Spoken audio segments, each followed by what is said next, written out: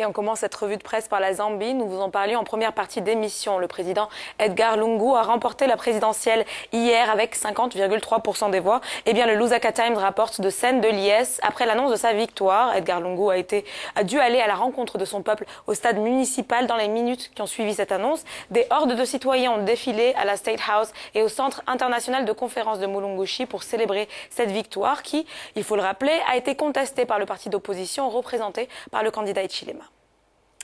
Direction l'Afrique du Nord à présent et l'Algérie plus précisément. Le site d'information TSA effectue un parallèle entre la crise que traverse en ce moment même le Nigeria, le désormais ex-premier exportateur africain du pétrole brut, et la situation en Algérie.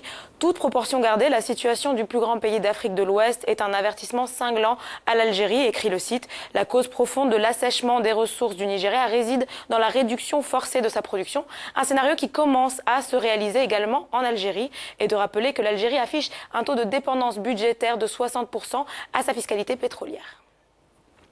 Enfin, on termine par un regard sur le Togo avec Focus Info. Le bimensuel togolais consacre un dossier à l'utilisation du gaz butane comme alimentation des moteurs, une pratique qui tend à se généraliser dans le transport automobile du pays et particulièrement chez les conducteurs de taxi. Pour cause, l'utilisation du gaz butane comme source d'alimentation des voitures n'est pas formellement interdite dans le pays, mais le risque reste grand selon Focus Info.